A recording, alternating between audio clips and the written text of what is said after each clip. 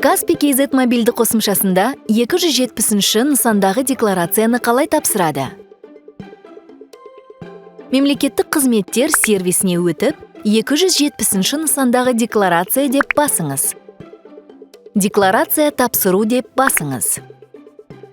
Декларация түрін көрсетіңіз. Бастапқы, бірінші рет тапсырған кезде, кезекті, келесі салық кезеңі үшін. Қосымша, алдыңғы тапсырылған декларацияға өзгерістер немесе толықтырулар енгізу керек болғанда. Хабарлама бойынша қосымша декларация. Егер салық органы қатені анықтап, өзгерістер мен толықтырулар енгізу қажет болса. Есептілік тапсыратын кезеңді таңдаңыз. Сондай-ақ тұрғылықты жеріңізге қарасты салық органын қосыңыз. Өзіңіздің салық органыңызды 1414 нөміріне хабарласып біле аласыз. Деректерді басыңыз. Қазақстандағы және одан тыс жердегі мүліктен түскен табыс туралы мәліметтерді толтырыңыз. Табыс түрін таңдап, соманы енгізіңіз.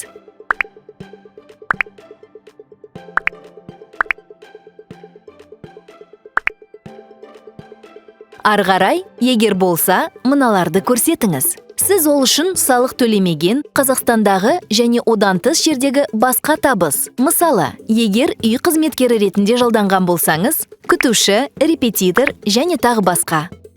Өзіңіз басқарып отырған не 25%-дан астам үлесін иеленіп отырған шетелдік компаниядан түсетін табыс. Сіз табысқа қарай түзетуді қолдана аласыз. Мысалы, алимент немесе депозиттер мен облигациялар бойынша пайыз. Және екі түрлі салық шегерімін қолдана аласыз. Стандартты, өзге.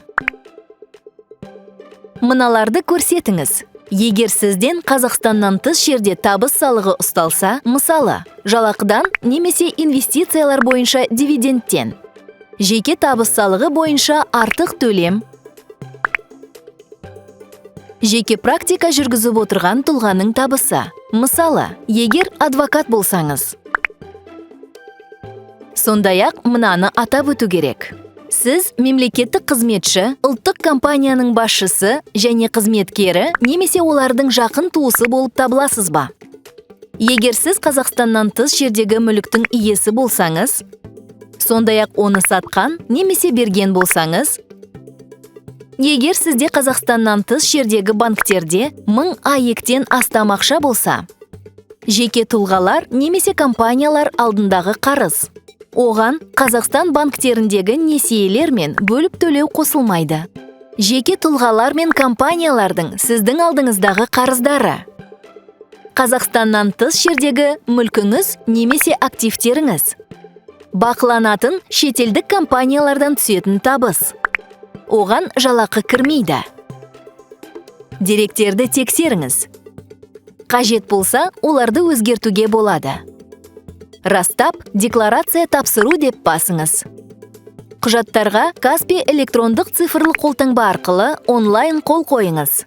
Табыс пен мүлік туралы 270-ші нысандағы декларация тапсырылды. Каспий KZ қосымшасында 1 сағатта мемлекеттік органдардан есептің қабылданғанын растаған немесе себебін және одан әрі ұсыныстар көрсетіп бас тартқан хабарлама келеді. Осылайша, Каспий KZ мобильді қосымшасында 270-ші нысандағы декларацияны оңай әрі тез тапсыруға болады.